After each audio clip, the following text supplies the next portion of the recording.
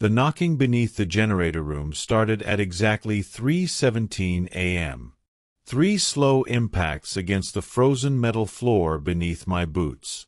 At the same time, the entire cabin trembled softly under the Arctic wind outside. I remember staring at the security monitor mounted above the workbench because every camera surrounding the cabin showed the same thing.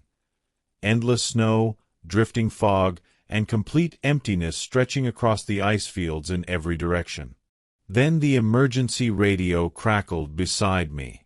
"Elias," my uncle whispered through heavy static.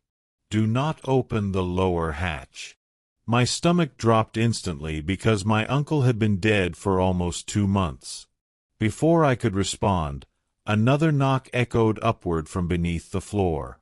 Slower this time. Closer.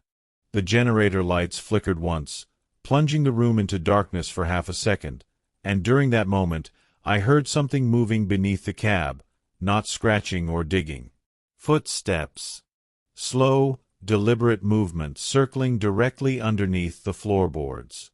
Then the security cameras failed one by one. North perimeter. Offline. East storage shed. Offline. Fuel trench. Offline. Only the lower maintenance camera remained active. Grainy black and white footage illuminated by weak emergency lights beneath the cabin foundation.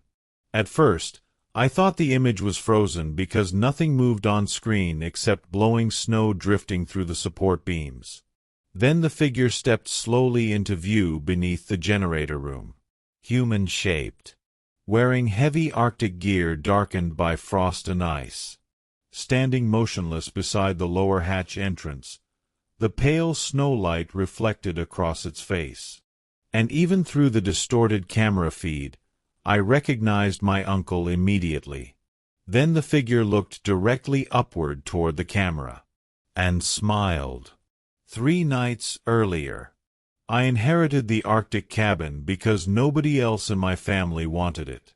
That sounds cruel when I say it out loud, but after my uncle Marcus died during a winter supply run near the Beaufort coast, the cabin stopped feeling like property and started feeling like evidence. Marcus Hale spent nearly 20 years working environmental research contracts above the Arctic Circle, mostly alone, studying glacial movement and underground methane activity for companies that quietly funded projects nobody ever talked about publicly afterward. My family treated him like an eccentric survivalist who preferred ice fields to people, but growing up, he was the only adult I genuinely trusted. When my father drank himself unconscious after my mother died, Marcus was the one who drove 12 hours through snowstorms just to make sure I was still eating properly. Then, after nearly a decade without seeing him in person, I received a call from an Anchorage attorney explaining that Marcus had left me everything connected to Black Hollow Research Cabin, including the warning that I should follow the generator rules exactly. The flight north crossed endless frozen wilderness beneath gray skies heavy with snow. By the time the bush plane dropped me near the coastal landing strip, daylight already looked weak and temporary against the Arctic winter. Black Hollow sat nearly 30 miles from the nearest settlement, positioned beside a frozen ridge overlooking miles of cracked sea ice and abandoned drilling equipment buried beneath snow. The cabin itself looked more industrial than residential. Reinforced steel walls, narrow frost-covered windows, satellite towers coated in ice buildup, and heavy support beams bolted directly into frozen rock beneath the permafrost. Wind screamed constantly across the open landscape hard enough to make conversation impossible outside. There were no trees, no wildlife, just endless white terrain stretching beneath low dark skies until the world itself started feeling unfinished. The isolation hit me immediately the moment the supply pilot left. One engine roar faded into the distance, and suddenly there was nothing except wind and the sound of my own breathing inside the cold. Inside, the cabin felt strangely lived in despite Marcus being dead for weeks. Coffee mugs still sat beside research equipment. Handwritten notes covered weather maps pinned across the walls. Shelves overflowed with geological samples, fuel logs, emergency supplies, and stacks of old VHS tapes labeled only with dates. The place smelled like diesel fuel, dust, burnt coffee, and overheated machinery. Most of the cabin's electricity came from a massive generator system located beneath the structure inside a reinforced maintenance room accessible through a steel hatch near the kitchen. That hatch was the first thing I noticed because someone had bolted a handwritten paper directly above it. Generator Room Rules.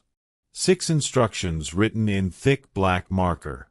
Never enter the lower maintenance level after 3 a.m. If the generator shuts down during a storm, wait exactly 4 minutes before restarting it. Do not answer knocking beneath the floor. If the emergency radio uses Marcus's voice, disconnect the battery immediately. Never open the lower hatch if the cameras stop working in sequence. And the final rule, written larger than the others: if someone appears outside after midnight asking to come inside, verify their reflection first. I remember standing there rereading the rules while wind rattled softly against the cabin walls around me. At first, I assumed Marcus wrote them during one of the psychological declines common in extreme isolation environments. Arctic researchers develop strange routines after long enough time above the circle. Sleep cycles deteriorate. Sensory deprivation reshapes behavior. Hallucinations become more common during polar darkness. I knew all of this rationally because I'd studied enough environmental psychology after leaving graduate school unfinished 3 years earlier. Still, something about the wording bothered me. The rules weren't written like paranoid rambling. They sounded procedural. Repeated often enough to become a habit. That feeling deepened after I explored the lower maintenance level beneath the cabin later that evening. The generator room extended much further underground than necessary for a simple research station. Reinforced corridors disappeared beneath the foundation toward older sealed sections marked restricted access in faded industrial lettering. Several security cameras monitored the lower halls despite there being nobody else stationed at Black Hollow anymore. And throughout the entire underground level, I kept hearing soft metallic impacts somewhere deeper inside the walls, slow enough to resemble footsteps moving through pipes beneath the floor. Before going to sleep that first night, I found one final note taped beside Marcus's bed upstairs. The handwriting looked rushed compared to the generator rules downstairs, shaky enough that parts of the ink had smeared slightly across the paper. Elias, it read. If the lower cameras fail one at a time, leave the cabin immediately. Do not wait for confirmation from the radio. And if you hear me downstairs after 3 a.m., understand that I am not the one speaking anymore. Outside, Arctic wind howled endlessly across the frozen coastline while the cabin creaked softly around me like something settling deeper into the ice beneath it. And somewhere far below the floorboards, hidden beneath the constant vibration of the generator system, I thought I heard a door slowly closing underground. The first few days at Black Hollow almost convinced me Marcus had simply spent too many winters alone above the Arctic Circle. Isolation does strange things to people in places like that. The sun barely rose above the horizon for more than a few hours each day, and even during daylight the world outside looked drained, of color beneath endless snow and heavy gray skies. Wind never truly stopped either. It moved constantly across the ice field surrounding the cabin, producing low hollow sounds through the metal supports beneath the structure that occasionally resembled distant voices if you listened too long. I understood how someone living there for years could eventually develop rituals and rules around ordinary environmental noises. That's the explanation I kept giving myself while settling into Marcus's routines. I spent mornings reviewing his research notes and afternoons inspecting the cabin systems before darkness swallowed the landscape again around 4 o'clock. Quiet work. Predictable work. Exactly the kind of isolation I thought I needed after dropping out of graduate school and spending the last year drifting through temporary jobs in Anchorage without direction. Most of the cabin functioned automatically through the generator system beneath the foundation. Every few hours I checked fuel pressure, heating, circulation, and satellite communication logs using the maintenance terminal near the kitchen hatch. The underground level still unsettled me slightly, but mostly because it felt larger than the cabin above should logically require. Long concrete corridors extended beyond the main generator chamber toward older sealed research sections Marcus never mentioned in his notes.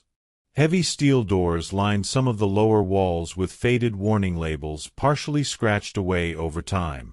One corridor had been welded shut entirely from the outside. Another ended at a reinforced blast door covered in frost despite the underground heating systems running constantly nearby. Still, nothing down there felt openly threatening during those first nights. Just abandoned. Industrial. The kind of forgotten infrastructure left behind when projects quietly lose funding and people stop asking questions about them. The strange things began subtly. On my third night, the emergency radio activated around 3:11 a.m. while I was reviewing Marcus's weather logs upstairs. Static rolled softly through the speaker for several seconds before cutting off abruptly. No voice followed. No distress signal. Just interference. Arctic storms disrupt radio frequencies constantly, so I ignored it at first. Then the kitchen lights flickered once, and somewhere beneath the floor, something knocked softly against metal. 3 slow impacts spaced evenly apart. I froze automatically because the sound came from directly below the hatch leading into the maintenance level. A few seconds later, the generator stabilized again and everything returned to norma. I remember standing there listening to the silence afterward while wind screamed across the cabin exterior outside. Rationally, I understood generators produce strange expansion noises under severe cold conditions. Pipes contract. Metal shifts beneath temperature pressure. Still explainable. Still manageable. After that, smaller incidents started accumulating around the cabin. One morning I discovered wet footprints circling the generator hatch despite nobody else being within 30 miles of Black Hollow. Another night the lower maintenance cameras briefly shut off in sequence before reconnecting moments later exactly the way Marcus's note described. North Corridor. Fuel trench. Lower storage hall. Then normal operation again. I began checking the security feeds more often after that. Most cameras showed nothing except empty industrial corridors and drifting steam from the heating systems. But occasionally, usually between 3 and 4 a.m., I'd notice movement near the edges of the lower camera frames. Shadows disappearing behind support beams. Reflections shifting slightly where no light source should have existed. Once I paused should have gone because I thought I saw someone standing at the end of Corridor C wearing heavy winter gear. But when I replayed the recording, the hallway remained empty except for static distortion crawling briefly across the screen. On my 5th night, I accidentally broke the first rule without realizing it. I'd fallen asleep reviewing Marcus's geological reports upstairs when the generator alarm woke me shortly after 3 a.m. The heating systems dropped pressure suddenly, causing the cabin lights to dim throughout the structure. Half awake and irritated, I grabbed my flashlight and headed downstairs toward the maintenance hatch without checking the time first.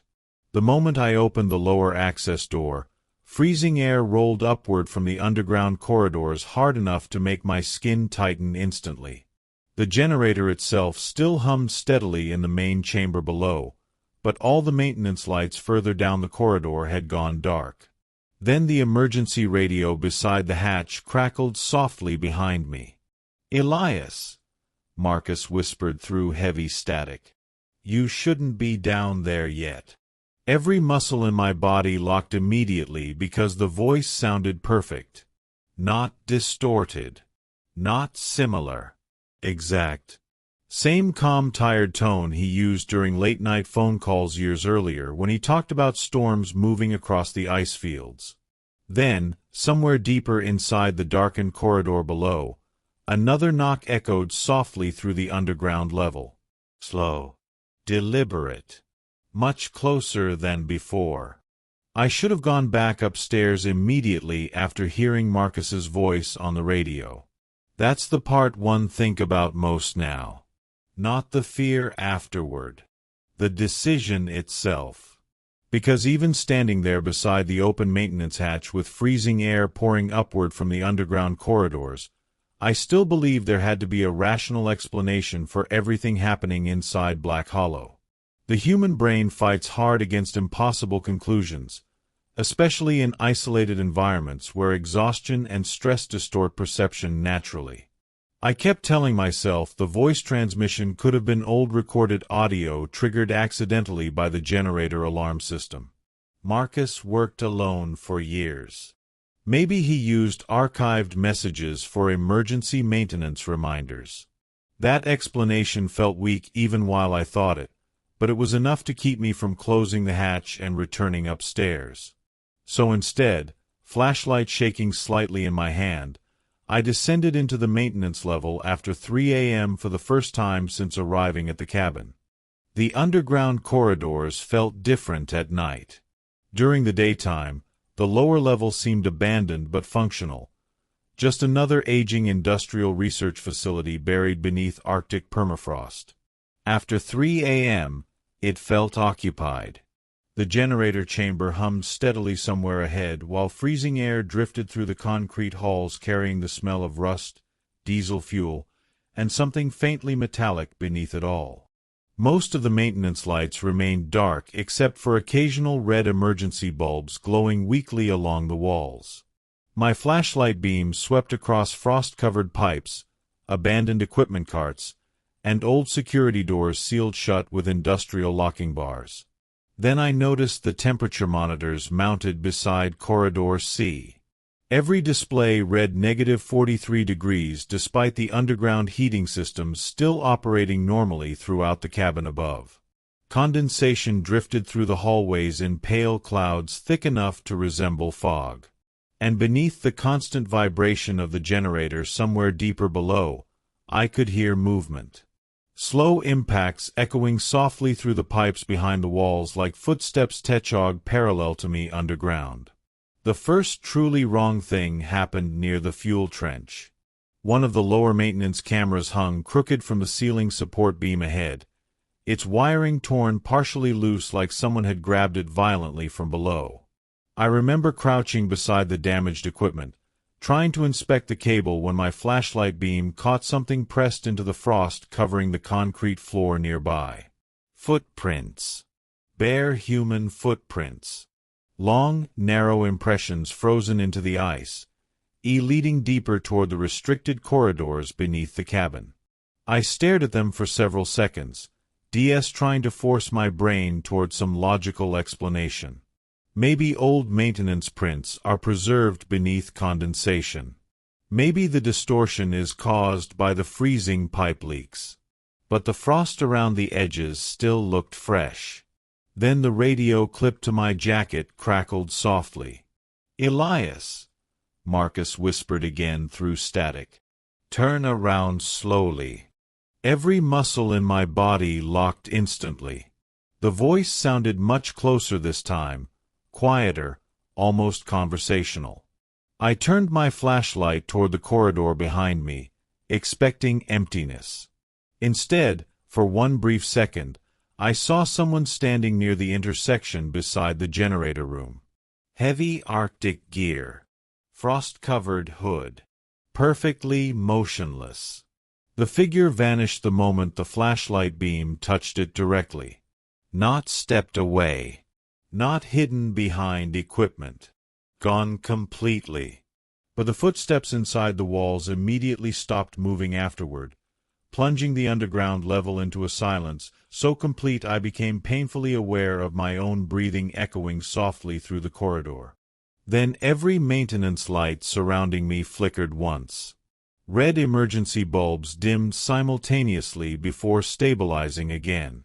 And somewhere far deeper beneath the cabin, Metal screamed violently against metal like an enormous door dragging slowly across frozen concrete. The sound lasted only a few seconds, but it vibrated through the entire underground structure hard enough to shake frost loose from the ceiling pipes overhead. That should have been enough to send me back upstairs permanently. Instead, embarrassment convinced me to keep going. I'd spent years studying environmental systems and industrial research facilities. I understood isolation psychology better than most people. The idea that I was becoming terrified because of damaged cameras and strange noises beneath an old Arctic station felt ridiculous, even while my instincts screamed otherwise. So I followed the footprints deeper underground toward the sealed corridors Marcus had avoided mentioning in his notes. The trail ended near a massive reinforced blast door covered in frost thick enough to obscure most of the warning labels attached to it. Beside the door sat an old intercom system still glowing faintly green despite the surrounding corridor losing power completely. Then the speaker crackled softly. "Elias," Marcus whispered one final time. "It knows you answered the first time." Before I could react, something knocked slowly against the opposite side of the blast door. 3 deliberate impacts. Human. Close enough that the steel vibrated beneath my fingertips. And then, from somewhere behind me in the darkness of the corridor, I heard another set of footsteps beginning to walk slowly toward where I stood. I made it back upstairs faster than I thought possible. By the time I slammed the maintenance hatch shut behind me, my lungs burned from cold air, and my hands shook hard enough that I nearly dropped the flashlight across the kitchen floor. For several seconds, I just stood there listening while the generator hummed steadily beneath the cabin again, as nothing unusual had happened underground. Wind screamed across the Arctic coastline outside while snow rattled softly against the reinforced windows around Black Hollow. Everything above ground looked normal, safe even. But the feeling followed me upstairs anyway. The overwhelming certainty that something below the cabin was now understood. I had entered the restricted corridors after 3 a.m. I barely slept afterward. Every time the floorboards creaked beneath the heating system, my brain immediately transformed the sound into footsteps moving somewhere directly underneath me. The next few nights changed the cabin completely. Before the generator room incident, Black Hollow still felt isolated but manageable. Afterward, the entire structure seemed subtly wrong in ways difficult to explain clearly. The emergency radio activated far more often now, usually between 3 and 4 a.m., cycling through distorted transmissions using voices I recognized personally. My old graduate advisor asking whether I had finished my task. My father apologized drunkenly through static, despite the fact that we hadn't spoken in nearly 2 years. Once, while reviewing Marcus's weather logs near dawn, I heard my own voice speaking softly from the radio downstairs, even though every communication system in the cabin had been disconnected manually the previous night. The previous night, manually threatening, it just repeated my name quietly beneath heavy interference while the generator vibrated steadily through the floor beneath the kitchen. Then the security cameras started failing properly. Not random glitches anymore. Patterns. One camera shuts off every few minutes in descending order through the underground level exactly the way Marcus's notes described. North Corridor. Fuel Trench. Lower Storage Hall. Corridor C. Each monitor cuts to static before reconnecting moments later. The sequence repeated almost nightly after that. And every time the final lower camera disconnected, something knocked beneath the generator room floor. 3 slow impacts spaced evenly apart. I stopped going underground entirely after sunset, but the lower maintenance level somehow felt more present upstairs now than before. Sometimes I'd hear movement echoing faintly through the heating vents at night, distant footsteps, metallic scraping, occasionally something resembling muffled conversation too distorted to understand clearly. Once I woke around 4 a.m., convinced someone had walked slowly across the cabin roof outside my bedroom window despite the structure being surrounded by sheer ice fields with no accessible upper platform anywhere nearby. The worst incident happened during a whiteout storm nearly a week after the blast door encounter. Visibility outside collapsed completely beneath blowing snow, while Arctic wind shook the cabin hard enough to rattle dishes inside the kitchen cabinets. Around 3:22 a.m., the generator shut down without warning. Every light inside Black Hollow died instantly, plunging the cabin into complete darkness except for weak emergency batteries glowing red along the walls. My first instinct was to restart the system immediately. Then I remembered the second rule. If the generator shuts down during a storm, wait exactly 4 minutes before restarting it. I sat there in darkness, counting seconds while freezing air crept slowly through the cabin around me. 1 minute. Ugh. Then the emergency radio activated beside the kitchen hatch. "Elias," Marcus whispered through static. "Don't wait this time." My stomach tightened instantly because the voice sounded terrified, desperate. Something I had never heard from Marcus during his lifetime. Then another voice interrupted across the same frequency. My own voice. "Come." "He's already downstairs," it whispered. At that exact moment, something slammed violently against the underside of the generator room hatch. Not knocking anymore. Impact.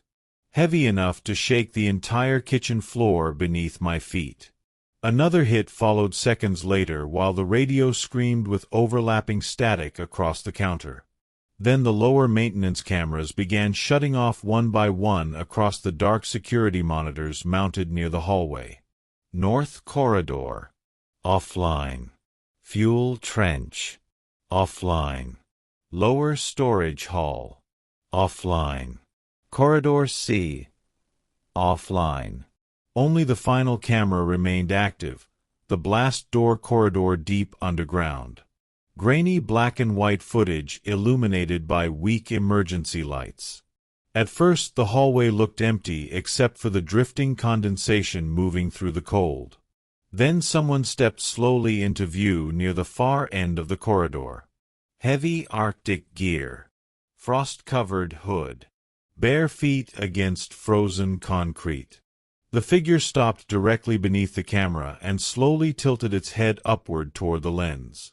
And even through the distorted footage, I recognized my own face staring back at me from underground. After seeing myself on the security feed, I stopped trying to explain Black Hollow through stress or isolation. Hallucinations don't interact with surveillance systems. Fear doesn't shut down cameras in synchronized patterns or mimic voices with perfect emotional accuracy. Something beneath the cabin operated according to rules and procedures consistent enough to study if you survived long enough to notice them. The morning after the generator incident, I searched Marcus's office more thoroughly than before, pulling apart filing cabinets and storage crates hidden beneath stacks of geological reports. Most of the documents focused on methane extraction studies and Arctic soil movement, but buried among them, I found older research records belonging to a company called Nortec Polar Systems. Half the files were heavily redacted. The remaining pages referenced acoustic anomalies, discovered beneath the ice shelf near Black Hollow nearly 30 years earlier. Workers reported hearing voices through drilling equipment during deep excavation projects. Several incidents described maintenance crews receiving radio transmissions from missing personnel weeks after confirmed fatalities. Then I found the phrase repeated throughout nearly every report. Recognition response increases after direct interaction. Marcus had annotated many of the files personally. Entire sections were underlined alongside frantic handwritten notes in the margins. It learns identity through acknowledgement. Voice accuracy improves after emotional response. Avoid direct verbal engagement below level 3. The deeper I read, the clearer the pattern became. Black Hollow wasn't originally a research cabin. It had started as an underground listening station built around something discovered beneath the permafrost during exploratory drilling decades earlier. According to one damaged report dated 1994, workers breached a sealed cavern nearly 400 feet below the current maintenance level while searching for methane reservoirs beneath the Arctic shelf. The first incidents began less than a week later. Personnel reported hearing co-workers speaking inside empty corridors. Emergency radios activated with voices belonging to dead crew members. Eventually, several researchers disappeared underground after responding to distress calls transmitted through disconnected communication systems. Nortec officially shut the project down shortly afterward. Except they never fully abandoned it. They converted the surface structure into a research station and kept rotating isolated personnel through Black Hollow to monitor activity below the ice. Then I found Marcus's final journal. Not the maintenance notebook I'd already read upstairs. A separate leather-bound journal hidden behind loose wall panels was on his bedroom desk. The entries covered nearly 6 years of isolation at Black Hollow and documented the gradual progression of whatever existed beneath the station. At first, Marcus described simple anomalies: unexplained radio chatter, movement in lower corridors, voices echoing through ventilation shafts during storms. But over time, the entries became increasingly paranoid. It remembers conversations. The lower level changes after acknowledgement. I heard Sarah crying beneath the floor again tonight. Sarah was Marcus's wife.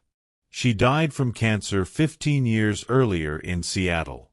The final entry disturbed me most because Marcus stopped writing like a researcher entirely. The notes became fragmented, desperate, almost exhausted. The thing below the ice isn't trapped. The station exists to teach it people. Every winter they send someone new so it can, learning human behavior through isolation. Then, on the final written page, Marcus had scrawled one sentence repeatedly hard enough to tear through the paper beneath it. Never let it think you recognize it back. That night, the emergency radio activated before 3 a.m. for the first time since I arrived at Black Hollow. "Elias," my mother whispered softly through static. Not distorted. Same tired warmth in her voice from hospital phone calls during her final months alive. "I know you're scared." Every muscle in my body locked instantly. I shut the radio off without answering, but the voice continued anyway through the dead speaker. Marcus opened the lower hatch because he thought it was me too. My stomach tightened so hard it physically hurt because Marcus never told anyone about the final conversation he had with my mother before she died except me. Then the security monitors flickered beside the kitchen wall. One by one, the underground cameras activated simultaneously instead of failing. Every corridor beneath the station displayed on screen at once: fuel trenches, maintenance halls, sealed blast doors, all illuminated by weak emergency lighting deep underground. And standing motionless in every single camera frame was the same frost-covered figure wearing Arctic gear. My face. Watching the cabin through dozens of underground corridors at the same time. After the cameras showed my face standing simultaneously throughout the underground level, I stopped sleeping properly. Not because I thought something was physically stalking me through the station, but because I could no longer trust recognition itself. That was the real horror of Black Hollow. The thing beneath the ice didn't simply imitate voices or appearances. It learned people through interaction until memory itself became unreliable. Every emotional reaction gave it more precision. Every answered transmission improved the imitation. Marcus understood that eventually, which explained why his final journal entries sounded less like scientific observations and more like someone slowly teaching himself emotional detachment for survival. I started doing the same. No reacting to familiar voices. No looking directly at the lower security feeds longer than necessary. No responding verbally after 3 a.m. even if the voices used information about only dead relatives. Should know. Those became my rules before the original station procedures even mattered anymore. I also developed practical routines. Every night before midnight, I disconnected the emergency radio battery manually and covered the lower security monitors with heavy blankets to avoid accidental exposure during camera activations. I stopped carrying family photographs inside the cabin after noticing the voices referenced personal memories more accurately whenever old pictures remained visible nearby. Most importantly, I never entered the underground maintenance level alone anymore, not even during daylight. The generator systems still required inspection periodically, so I began timing every trip downstairs carefully with a stopwatch clipped to my jacket. 10 minutes maximum below the hatch. Never after sunset. Never near Corridor C. Never near the blast door at the bottom level regardless of system alarms or equipment failures. The structure beneath Black Hollow no longer felt abandoned to me. It felt occupied by something patient enough to wait years between opportunities if necessary. The station reacted badly to my distance afterward. The radio transmissions became more aggressive almost immediately. Some nights, the disconnected speakers are still activated using voices from different periods of my life, laid together through static. My father, apologizing drunkenly beside my graduate advisor, was discussing thesis revisions while Marcus whispered emergency instructions beneath them both. Other nights the cabin itself seemed to imitate human activity around me. Steps upstairs while I worked in the kitchen despite nobody being there. Doors, opening softly somewhere deeper inside the station. Once, I woke around dawn convinced someone had stood beside my bed watching me sleep because the mattress beside the wall still carried the visible depression of recent weight. But the worst incidents happened during silence. Around 3:17 a.m., everything inside Black Hollow would occasionally stop at once. No wind. No generator vibration. No creaking pipes. In those moments, the station felt less like a building above the Arctic shelf and more like something listening quietly beneath the ice with me trapped directly overhead. Then the lower hatch started unlocking itself. The first time happened during another whiteout storm while I was inventorying fuel supplies upstairs. A sharp metallic click echoed from the kitchen behind me, and when I turned around, the steel maintenance hatch stood partially open despite me personally securing the lock earlier that evening. Freezing air wafted upward from the darkness below, carrying the familiar smell of rust and cold concrete from the underground corridors. I slammed the hatch shut immediately and reinforced it with emergency tool cases stacked across the top. 30 minutes later, the hatch unlocked again beneath the weight. Same metallic click. Same slow movement upward against the tool cases. Then the emergency radio activated through disconnected speakers beside the counter. "Elias," Marcus whispered calmly. "You're making it harder for them to climb."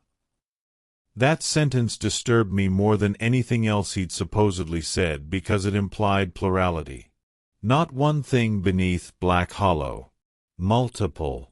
I finally understood the truth 3 nights later after reviewing old maintenance maps hidden inside the lower arches. The underground station extended far deeper beneath the ice than Marcus's accessible research areas suggested. Most of the original Nortec excavation levels had been sealed decades earlier after repeated disappearances among drilling crews. But according to the structural diagrams, one shaft still connected directly upward beneath the generator room foundation, providing emergency ascent access. A vertical service tunnel leading from the deepest excavation level straight toward the cabin above. The maintenance hatch wasn't random infrastructure. It sat directly over the original shaft entrance. And sometime after Marcus died, something below the station had started trying to come back up through it again. That realization settled into my stomach like cold iron because outside, Arctic darkness stretched endlessly across the frozen coastline surrounding Black Hollow. No rescue teams. No nearby settlements. Just miles of ice fields and storms isolating the station from the rest of the world, while something beneath the permafrost slowly learned how to sound more human every night. The storm arrived just after midnight and swallowed the entire coastline within an hour. Wind slammed against Black Hollow hard enough to shake frost loose from the ceiling beams, while snow buried the exterior cameras one by one beneath white static. By 2:40 a.m., the satellite connection had failed completely, leaving the station isolated beneath the Arctic storm without outside communication. I remember sitting alone beside the kitchen counter, staring at the covered security monitors while the generator hummed softly beneath the floor. The cabin no longer felt like shelter anymore. It felt suspended directly above something alive beneath.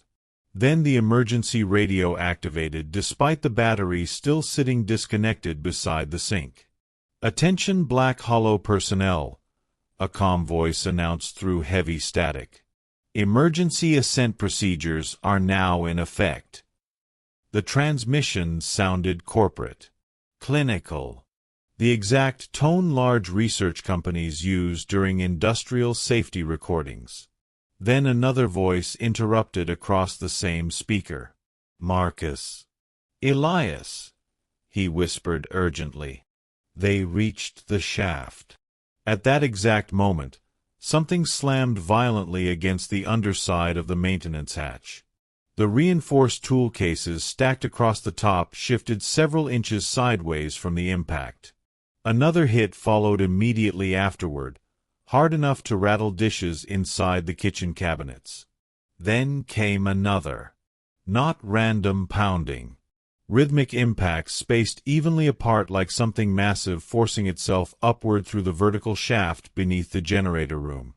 I backed away from the hatch instinctively while the emergency radio dissolved into overlapping voices screaming through static. Some sounded human. Others didn't. Beneath the noise, I heard the lower maintenance alarms activating underground one level at a time. Fuel trench breach detected. Corridor pressure failure. Emergency ascent seal compromised. Then every covered security monitor beneath the blankets flickered simultaneously, pale light bleeding through the fabric despite the systems being disconnected manually hours earlier. The hatch lock snapped open on the fourth impact. Not bent. Snapped. Steel tool cases slid violently across the kitchen floor as freezing air exploded upward from the shaft below, carrying the smell of rust, wet concrete, and something old beneath it all. I grabbed the emergency flare gun from Marcus's supply locker and aimed it toward the opening while the hatch slowly lifted from underneath. For several seconds, nothing emerged except darkness and drifting condensation rising through the gap. Then a hand appeared gripping the edge of the metal hatch. Bare human fingers covered in frostbite and blackened ice. Another hand followed moments later. Then slowly, painfully, something pulled itself upward from the shaft beneath Black Hollow. Heavy Arctic gear darkened by frozen seawater. Frost-covered hood. Bare feet dragging across the kitchen floor. And when the figure finally raised its face toward me, I saw my own expression staring back through layers of ice and frozen skin. Not distorted anymore. Perfect. Every detail is accurate down to the scar beneath my chin from a childhood bicycle accident, which Marcus once helped stitch closed himself. Then more hands reached upward from the shaft below. At least 6. Maybe more. The thing wearing my face smiled softly while voices echoed upward through the darkness beneath it. My mother crying. Marcus shouting emergency instructions. My father, laughing drunkenly, is somewhere deep below the station. The overlapping sounds merged together into something almost conal, like a crowd speaking through thin walls beneath the floor. Then the figure finally spoke in my voice. "You stayed long enough. it whispered calmly. Now the station remembers you properly. Behind it, shapes began climbing slowly upward through the shaft one after another. Some wearing Arctic research gear decades out of date. Others half hid beneath frost and darkness. One figure looked exactly like Marcus before the storm exposure reports described his death. But the worst realization came seconds later when I glanced toward the covered security monitors bleeding pale light beneath the blankets nearby. The systems weren't displaying underground corridors anymore. Every camera feed showed the inside of the kitchen from different angles around the room. And in every single screen, I was standing alone beside the hatch talking to empty air. For a few horrifying seconds, I genuinely questioned my own mind. Standing there beside the open shaft with a flare gun shaking in my hands while every monitor showed an empty kitchen behind me, part of me wondered if Marcus's isolation had finally reached me too. Arctic psychosis isn't unheard of in deep winter stations. Long-term sensory deprivation destroys sleep cycles, memory stability, and even identity under the right conditions. The rational part of my brain clung desperately to that explanation because the alternative meant accepting something impossible had climbed from beneath the permafrost, wearing that face. Then the figure stepped closer to me across the kitchen floor. Not a hallucination. Not static distortion. The frost-covered boots left wet footprints behind across the metal floor panels while freezing air spread outward from its body. And when it smiled again using my expression, I realized the monitors weren't proving the figures weren't real. They were proving something much worse. The station itself could no longer recognize them as separate from me. The voices beneath the shaft grew louder afterward. Dozens now. Some pleading. Some laughing softly. Others repeat fragmented conversations from different points in my life with terrifying accuracy. I heard arguments from college apartments I'd lived in years earlier. Phone calls with Marcus after my mother died. Even memories I'd never spoken aloud before echoed upward through the darkness beneath Black Hollow. The thing wearing my face stopped several feet away from me beside the kitchen table and tilted its head slightly like it was studying my reaction carefully. The station taught us, through recognition, it whispered calmly. That's why they kept sending isolated personnel here. Grief makes human voices easier to imitate. More figures climbed slowly upward from the shaft behind it while the storm outside hammered against the cabin walls hard enough to shake the windows. Marcus. Old researchers. Shapes wearing Arctic gear from decades of different expeditions. None of them moved aggressively. That terrified me more than if they had. They behaved like people expecting eventual acceptance rather than needing force. Then I finally understood what Marcus had been trying to tell me in the journal. The thing beneath the ice didn't steal identities. It absorbed acknowledgement itself. Every interaction at Black Hollow, answered radios, emotional reactions, spoken names, remembered faces, fed information into whatever existed below the station until the boundary between memory and imitation eventually collapsed completely. The reason the cameras now showed me alone wasn't because the figures were invisible. It was because the station system already categorized them as me through prolonged recognition exposure. Black Hollow no longer distinguished between the original and the imitation. Which meant eventually I wouldn't either. That realization hit with horrifying clarity all at once. The station wasn't trapping people physically. It was erasing identity gradually through isolation until imitation became indistinguishable from memory itself.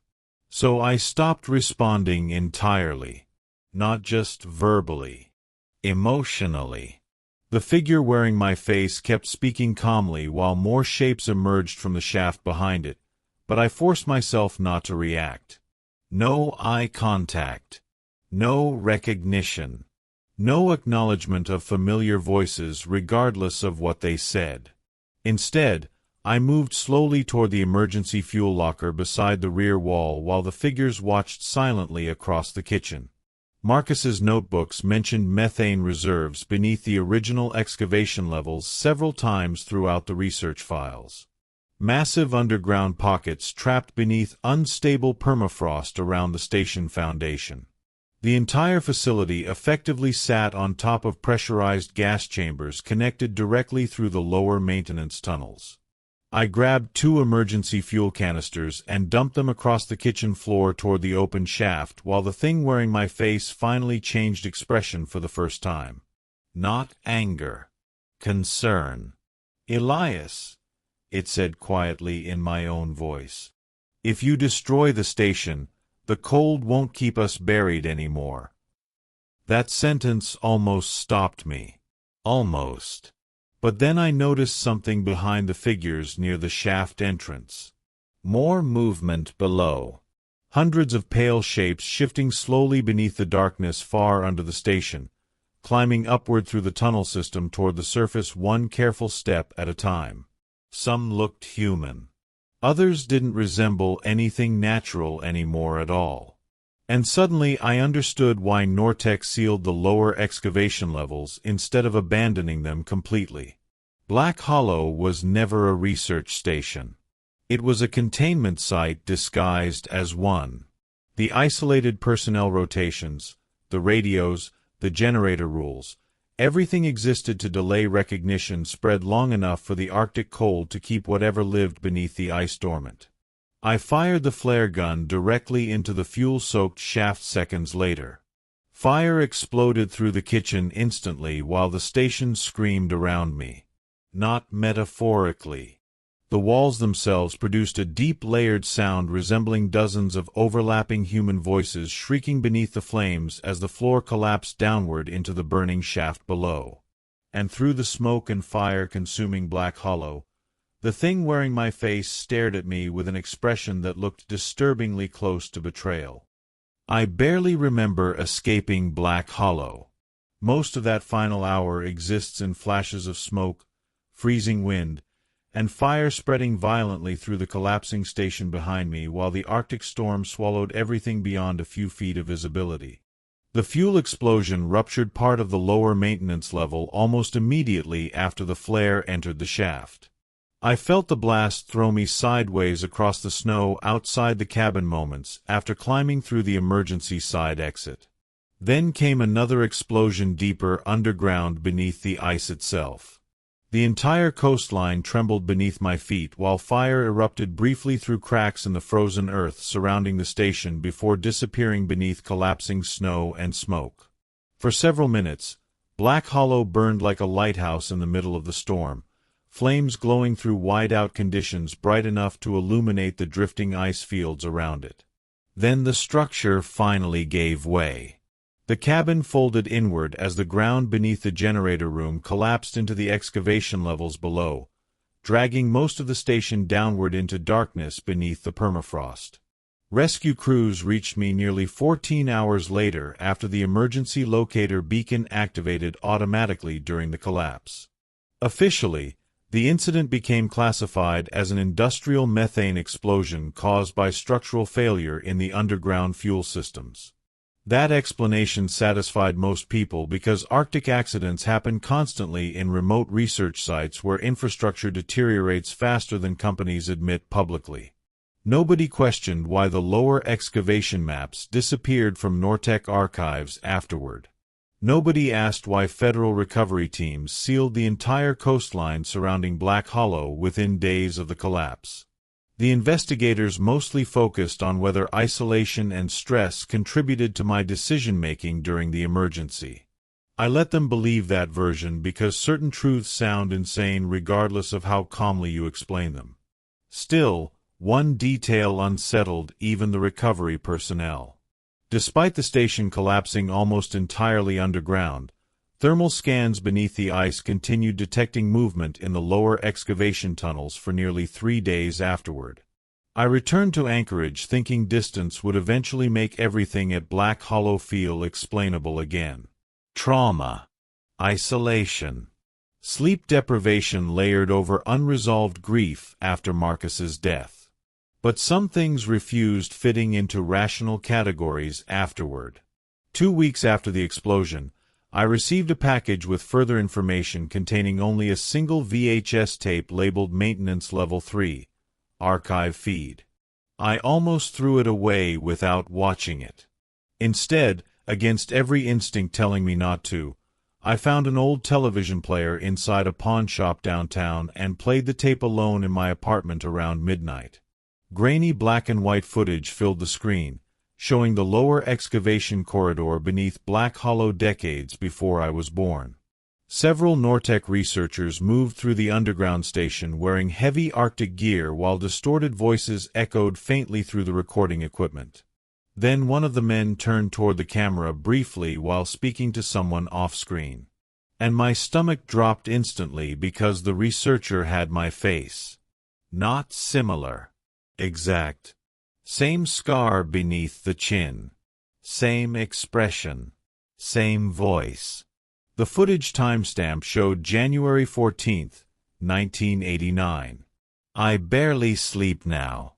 Most nights, I wake around 3:17 a.m., convinced I hear knocking beneath the floorboards of my apartment, even though I live on the 4th floor of a building nowhere near the Arctic coast.